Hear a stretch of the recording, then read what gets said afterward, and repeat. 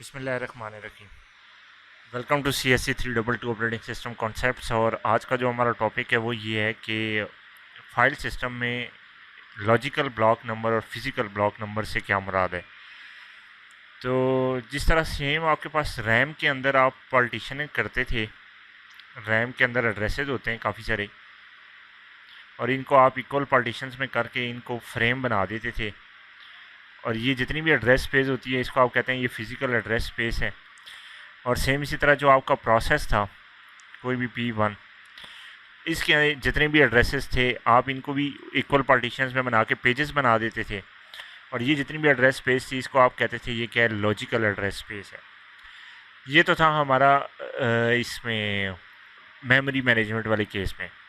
अभी जब file system की बात करते हैं तो आप यहाँ पे भी आपके पास दो चीज़ें हैं। एक तो हार्ड डिस्क के अंदर आपके पास हार्ड डिस्क की पार्टीशंस हुई हुई हैं, एक जैसे ब्लॉक्स के अंदर हार्ड डिस्क की पार्टीशंस हुई हुई हैं, और दूसरा जो है ना आपके पास कोई भी फाइल है तो जितना इस ब्लॉक का साइज़ है, लेट्स से कि 512 बाइट्स हैं, तो 512 बाइट्स के हिसाब से इसकी भी पार्टीशन हो जाएगी। ठीक हो गया। तो ये जो एड्रेस स्पेस है या ये जो ब्लॉक्स हैं जो फाइल की आपने पार्टीशन करके बनाए हैं, इनको आप कहते हैं लॉजिकल ब्लॉक नंबर।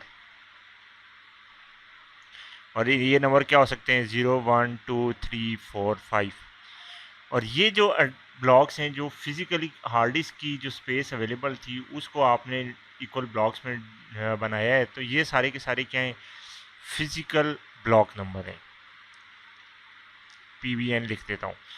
ये ब्लॉक 0 1 2 3 4 5 6 7 और सो ऑन, ये होगा n, ये n-1, ये n-2 और ये n-3। ये सारे आपके पास ब्लॉक्स आ गए। अभी आपकी फाइल का जो भी पोर्शन है, लेट्स से कि ये 0 नंबर वाला ब्लॉक है, तो ये तो लॉजिकल एड्रेस स्पेस क्या हो गया कि फाइल का ब्लॉक 0 हमें रीड करना है जी, या कोई ऐसा बाइट है जो इसके अंदर से आपने रीड करना है।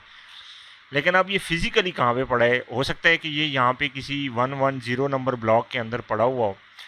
तो अब इसका जो फिज़िकल ब्लॉक नंबर है वो 110 है, जबकि लॉजिकल ब्लॉक नंबर इसका क्या है, 0 है।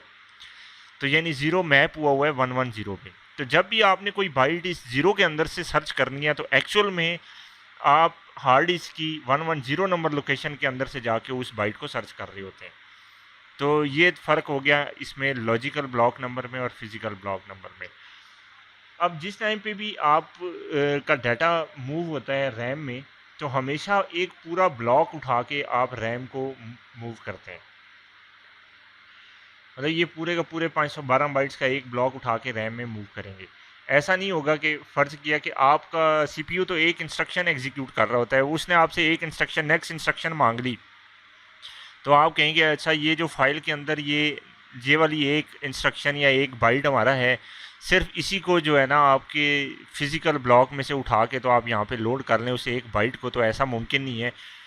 आपने जो बाइट रीड करना है उससे कोरस्पॉन्डिंग जो भी ब्लॉक होगा वो पूरे का पूरा ब्लॉक उठा के आप रैम में लोड करते हैं, और उसके बाद उसके अंदर से उस बाइट को मूव करके तो आपने जो भी कैलकुलेशंस परफॉर्म करनी होती है वो परफॉर्म करते हैं। तो ये जितना भी आपका डाटा स्टोर होता है फाइल का हार्ड डिस्क के अंदर, ठीक है, ये जो एड्रेस मैपिंग है कि लॉजिकल एड्रेसेस को आपने फिज़िकल या लॉजिकल ब्लॉक नंबर को फिज़िकल ब्लॉक नंबर के साथ मैप किया हुआ है, इसके लिए पूरा एक यूनिट है। जिस तरह रैम के अंदर आपका एक मेमोरी मैनेजमेंट यूनिट होता था, इसी तरह एक हार्ड डिस्क के लिए आपका डिस्क मैनेजमेंट यूनिट होता है। ये उसका काम है कि ये जितनी भी ट्रांसलेशंस वगैरह हैं ये सारी की सारी परफॉर्म करना। आई होप कि ये आपको क्लियर हो गया होगा टॉपिक।